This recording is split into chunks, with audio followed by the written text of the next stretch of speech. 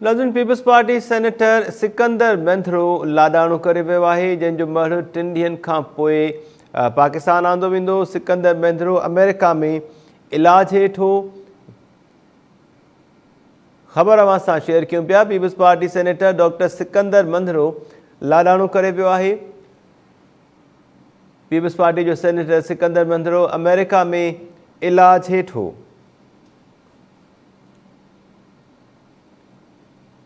सिकंदर मंथरो के किडनी में कैंसर सबब अमेरिका मुंतकिल किया वियो, जिते हू इलाज हेठि हो। तफ़सील मालूम कयूं था टाइम न्यूज़ बदीन जे रिपोर्टर शफ़ी जुड़ेजो खां। शफ़ी, छा अपडेट्स आहिनि तव्हां वटि?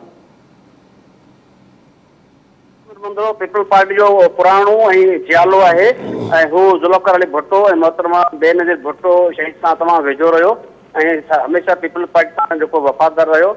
हिन वक़्तु सेनेटर हो ऐं अमेरिका में बीमारी सबब इलाज हेठि हो। कुछ वक़्त खां हू वेंटिलेटर तो जो अॼु हुनजी फौतगी जी जेको तस्दीक थी है, उन हवाले सां मुंहिंजो जेको हुनजो भाणे जो है फिदा मंदरो पीपल पार्टी जो आहे ज़िले जो इंफॉर्मेशन सेक्रेटरी, उन सां ॻाल्हि ॿोल थी है।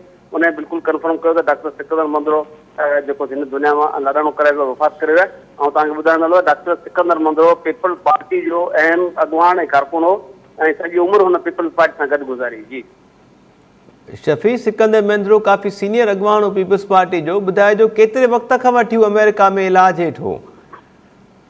जी तव्हांखे ॿुधाइण लाइ पीपल पार्टी जो बिल्कुलु ही अहम अॻवान हो ऐं जेको मोहतरमा बेनज़ीर भुट्टो जॾहिं बि ईंदी हुई त बदीन में डॉक्टर सिकंदर मंदरो रहंदी हुई ऐं हुन हमेशह वफ़ादारी कई। हिन वक़्तु तक़रीबन हू सेनेटर हो। तक़रीबन 4-5 महीननि खां हू अमेरिका वियल हो, इलाज हेठि हो ऐं तक़रीबन 1.5 महीने खां वठी हू जेको वेंटिलेटर तो ऐं अॼु हुनजी जेकी फौतगी जी तस्दीक थी आहे त हू उन दुनिया मां लाडाणो करे वियो।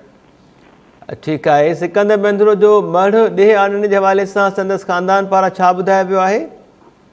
जी मुझे हींअर फिदा मंदरो जो उनजो भाणे जो आहे ऐं बदीन ज़िले में अहम अॻवान आहे। पीपल पार्टी जो इंफॉर्मेशन ज़िले सेक्रेटरी आहे ऐं हू मंदरा कम्युनिटी जो मौजूद भी आहे। डॉक्टर सिकंदर मंदरो जो तमामु वेझो ऐं हुन सां हमेशह गॾु रहंदड़, उन सां मुंहिंजी ॻाल्हि ॿोल थी आहे। हुन चयो त असांखे हाणे ही कंफर्म थी आहे सॼो मामिलो ऐं असां कोशिशि कंदासीं जीअं जेको मामिलो थिए थो हू वापसी ज़ाहिर आहे वापसी ईंदो ऐं जनाज़ो वापसि आंदो वेंदो, हिते दफ़न थींदो पंहिंजे अबाणे गांव ॻोठ में। लेकिन उन जीअं जीअं उनजो प्रोसेस थींदो तव्हां सां असीं राब्ते में रहंदासीं, मीडिया खे उन सॼो अहवालु ॿुधाईंदासीं ऐं फ़िलहालु असांखे हाणे ख़बर पई आहे जेसीं उन मामलनि खे असीं ॾिसी वठूं त पोइ तव्हांखे वेंटिलेट कंदासीं। जी ठीकु आहे। शफ़ी जुड़ेजो अपडेट कजो। सिकंदर मंथरो जे पोयारनि में केरु केरु शामिल आहे? सोगवार केरु आहिनि?